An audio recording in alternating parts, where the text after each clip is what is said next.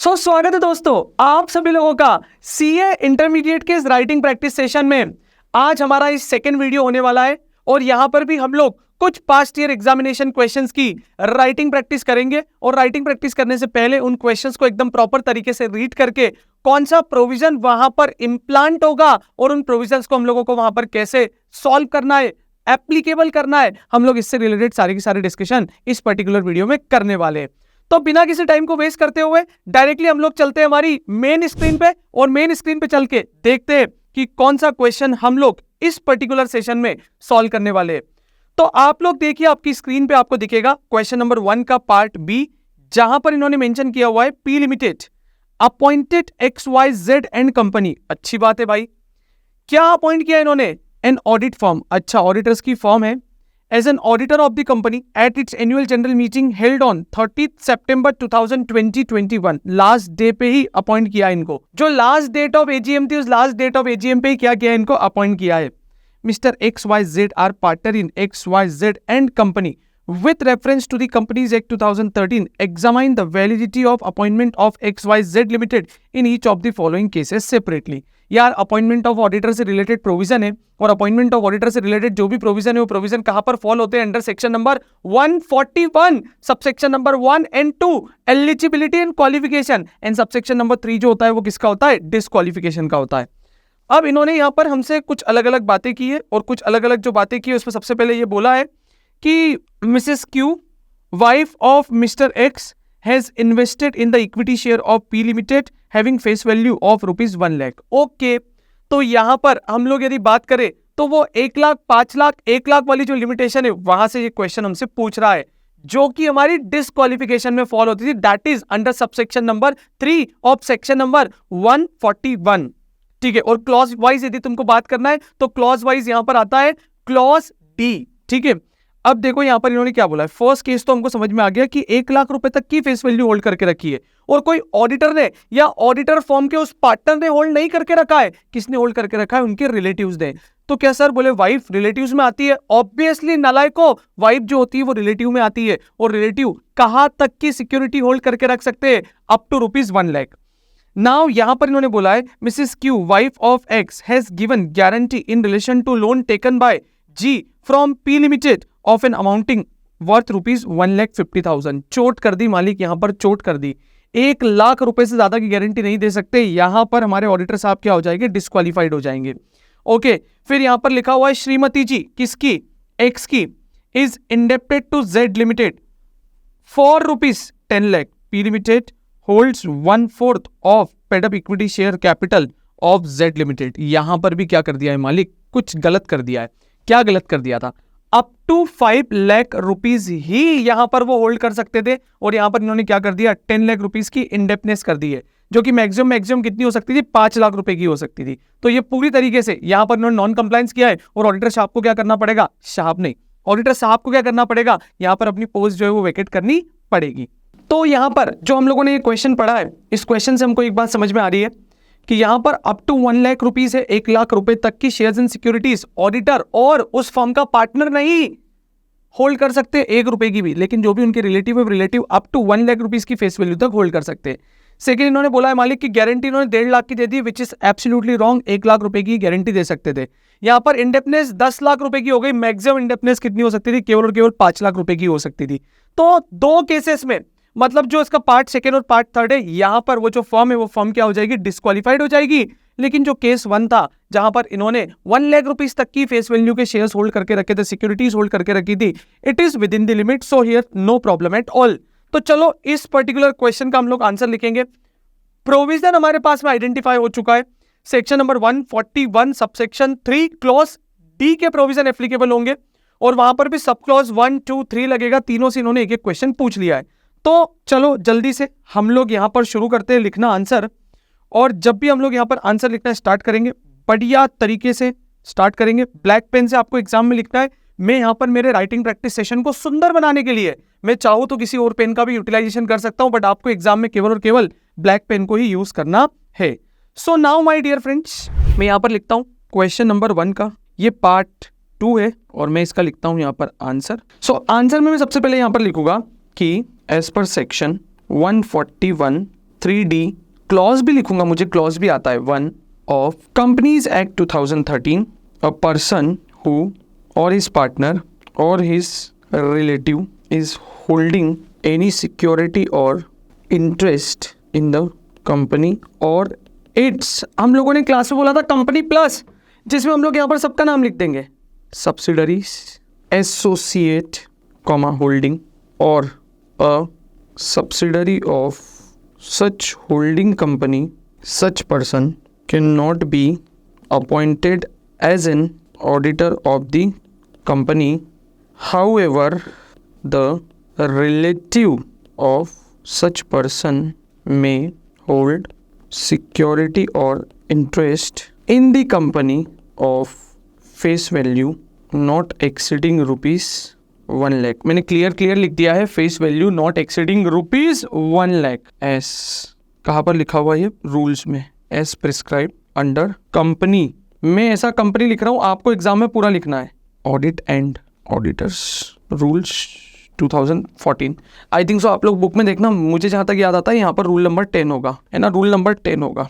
एक बार बुक में देख लेना आप लोग, रूल नंबर 10 ही लगता है यहाँ पर. ठीक है, चलो अब यहाँ पर हम लोग लिखेंगे here in the given case Shrimati ji Mrs Q wife of Mr X, basically ये CA एक्स है जो कि एक पार्टनर है, has invested in the equity shares of P limited having face value of rupees 1 lakh which is within the prescribe limit.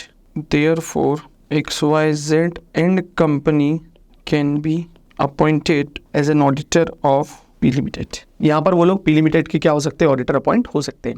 ठीक है, so now this is the question which is based on section number 141 sub section 3 clause G sub clause 1. Now sub clause 2 पे भी इन्होंने एक question पूछा है, ठीक है, जो कि इसका सेकंड पार्ट है. मैं यहाँ पर लिखता हूँ, सेकंड पार्ट का आंसर लिख देते हैं हम लोग. यहाँ पर हम लोग लिखते हैं एज पर सेक्शन 141 3D. मैंने शायद ऊपर 3G बोला होगा, वो 3D ही है. 3D2 of Companies Act 2013, a person who or his relative or his partner, ऐसा लिख दो, who has given a guarantee or provided any security in connection with the indebtedness of any third party to the company or its subsidiary or its holding or associate company or subsidiary of that holding company in excess of rupees 1 lakh. Such person cannot be appointed as an auditor of the company. Same to same हम लोग यहाँ पर वही provision लिख रहे हैं मालिक, जो प्रोविजन आप लोगों को याद है. बस मैं यहाँ पर आपको लिखना सिखा रहा हूँ, बाकी सारे प्रोविजन आपको याद है.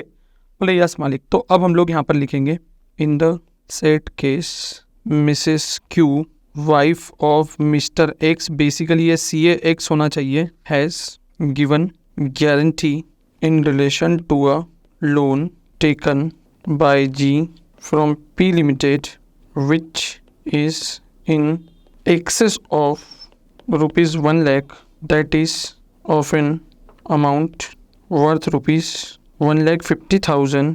Therefore XYZ and company cannot be appointed as an auditor for P Limited. यहाँ पर वो P Limited के लिए ऑडिटर अपॉइंट नहीं हो सकते. करेक्ट है? बोले डन. थर्ड पार्ट जो कि इंडेप्टनेस से रिलेटेड है और यहाँ पर 141 3D3 लगेगा. बोले ओके मालिक. ऐसे स्टार्टिंग करेंगे इसकी भी. As per section number 141 3D3 of companies act 2013, a person who or his relatives or his partner is indebted to the company or its subsidiary or its holding or associated company or a subsidiary of that holding company in excess of rupees 5 lakh shall not be appointed as an auditor. Shall not be appointed as an auditor. 5 lakh से ज़्यादा है तो वो auditor appoint नहीं हो सकते. हमने provision लिख दिया. अब जो थर्ड नंबर का केस था उसमें इन्होंने क्या बोला? इन्होंने भाई 10 लाख रुपए की इंडेप्टनेस लेके रखी हुई थी, तो हम लोग यहाँ पर लिखेंगे here in the set case Shrimati ji Q of Mr X. तो क्या है भाई, मिस्टर एक्स क्या है, Shrimati Q wife of Mr X is indebted to Z limited for ₹10 lakh, whereas P Limited holds 1/4 of the paid-up equity share capital of Z Limited, being an associate company to P Limited and indebted is excess of ₹5 lakh. Therefore, XYZ and company cannot be appointed as an auditor of P Limited. वो P Limited के यहाँ पर auditor appoint नहीं हो सकते। ये 6 number का question है मालिक, और ये 6 नंबर के क्वेश्चन में तुम लोगों को बेहतरीन तरीके से ये सारे के सारे प्रोविजन लिखते आते हैं। मतलब तुम लोगों के साथ ऐसा होना चाहिए कि यदि ये क्वेश्चन तुमको 6 नंबर के लिए आया ना, पूरे के पूरे 6 नंबर हमको यहाँ पर लेने हैं, उससे एक भी नंबर यहाँ पर डिडक्ट नहीं करना चाहिए। तो इस तरीके से इस पर्टिकुलर क्वेश्चन का आंसर हम लोगों को यहाँ पर करना है। एंड आई होप आप लोग यहाँ पर इस पर्टिकुलर क्वेश्चन को बेहतरीन तरीके से, यदि एग्जाम में कभी आता है या इससे रिलेटेड कोई क्वेश्चन आपके एग्जाम में आता है तो आप वहां पर इसको मेंशन कर सकते हैं। सो नाउ क्वेश्चन नंबर 1 के बाद अब हम लोग यहाँ पर अनदर क्वेश्चन को इस पर्टिकुलर वीडियो में डिस्कस करेंगे, और ये क्वेश्चन होने वाला है इस पर्टिकुलर पेपर का क्वेश्चन नंबर 2 और क्वेश्चन नंबर 2 का फर्स्ट पार्ट।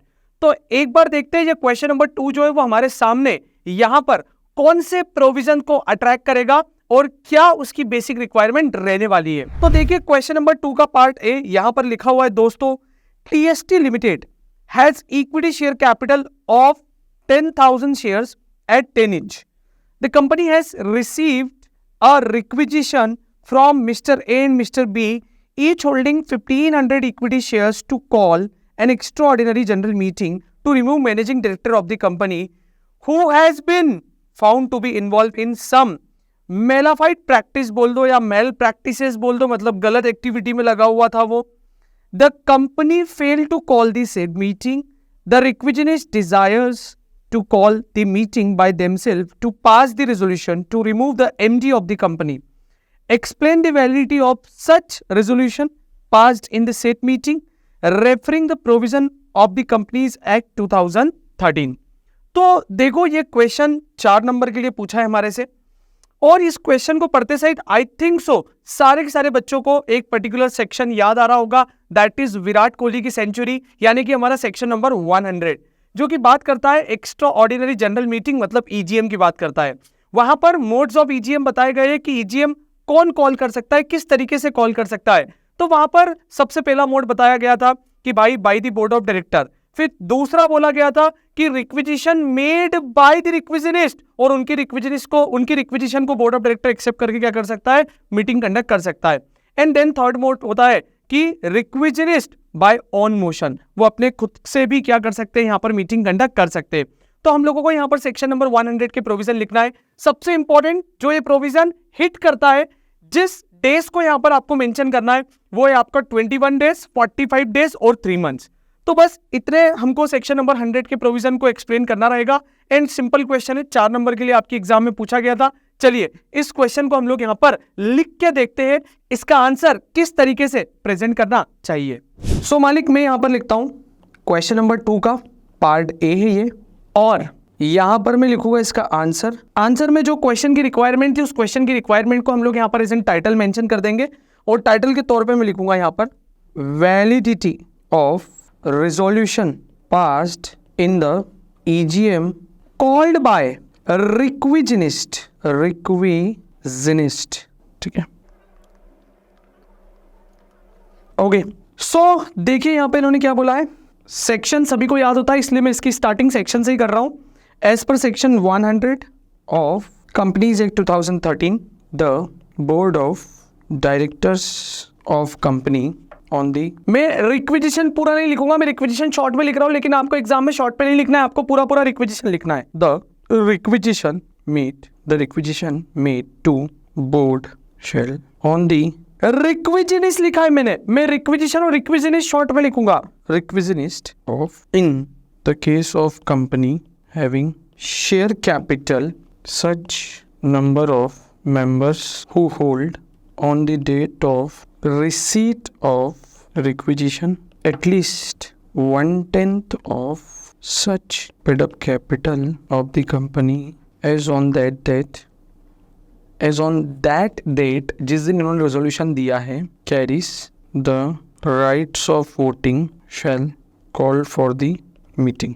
ओके डन है। तो हमने एक पैरा लिख दिया कि मालिक यदि रिक्विजिट मेजॉरिटी दे, जितने रिक्वायरमेंट है according to section number 100 and rule made thereunder, यदि उतनी रिक्विजिट मेजॉरिटी ने यदि कंपनी के बोर्ड ऑफ डायरेक्टर को रिक्विजिशन की है, तो now it is the duty of the board of director कि उनको यहाँ पर रिक्विजिशनिस्ट की क्या करनी पड़ेगी, मीटिंग कंडक्ट करनी पड़ेगी। अब यहाँ पर ये देखते हैं कि मालिक कितनी रिक्विजिशंस की रिक्वायरमेंट होती है।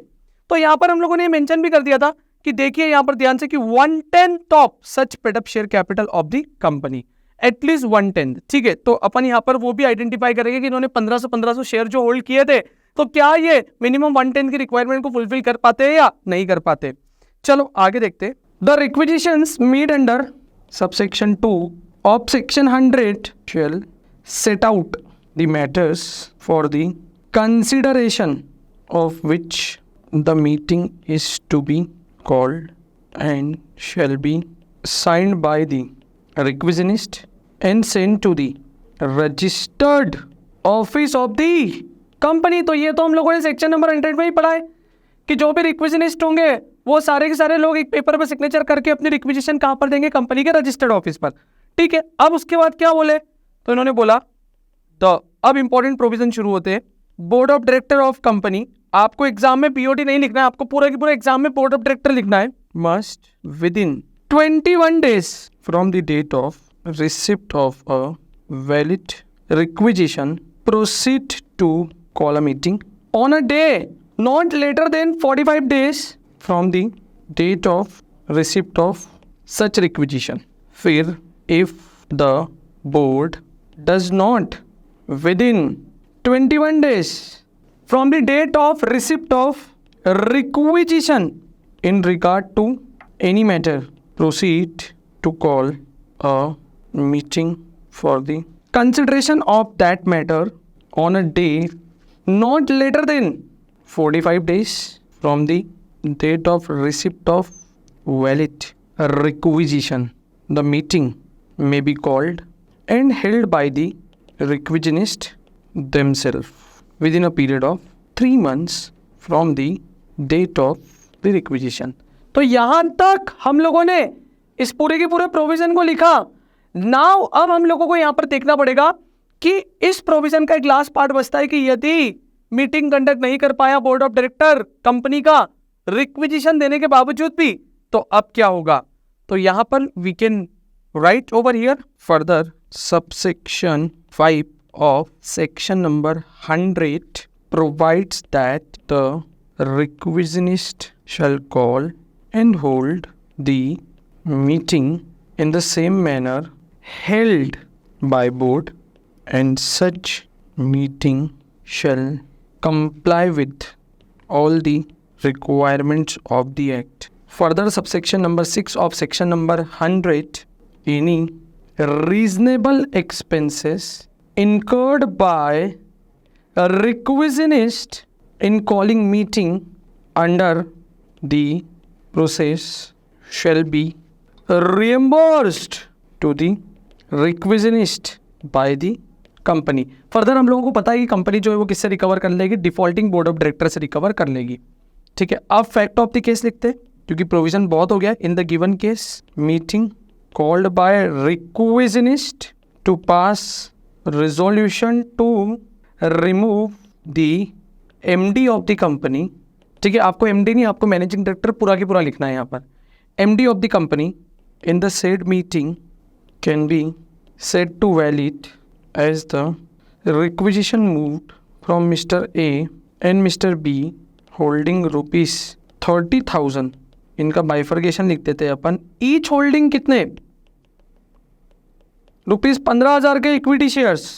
तो 1/10 कितना होता है भाई, 1/10 होता है यहाँ पर ऑफ रुपीज 1 लाख का, तो 10,000 ही होता है। उससे ज्यादा ये लोग क्या करते हैं, होल्ड करते। Is in compliance with the legal requirement and will be binding on the company, it's officers and members provided if all the conditions for a valid meeting are satisfied. तो मालिक यहाँ पर ये सारे के सारे रिक्वायरमेंट को सेटिस्फाइड करते हैं एज एन रिक्विजिनिस्ट बनने की, तो यहाँ पर कंपनी के बोर्ड ऑफ डायरेक्टर को क्या करना पड़ेगा, मीटिंग कंडक्ट करनी पड़ेगी। यदि नहीं करेंगे तो फिर ये अपने आप से खुद से भी मीटिंग क्या कर सकते हैं, कॉल कर सकते हैं। So now this is the another question, और इस तरीके से आप लोगों को यहाँ पर क्वेश्चन को पढ़ के उसके प्रोविजन को मेंशन करके और फाइनल कंक्लूजन तक पहुंचना है। तो मालिक इस लेक्चर में इतना ही, मिलता हूं मैं आप लोगों से नेक्स्ट लेक्चर में। तब तक के लिए thank you so much, take care and work hard.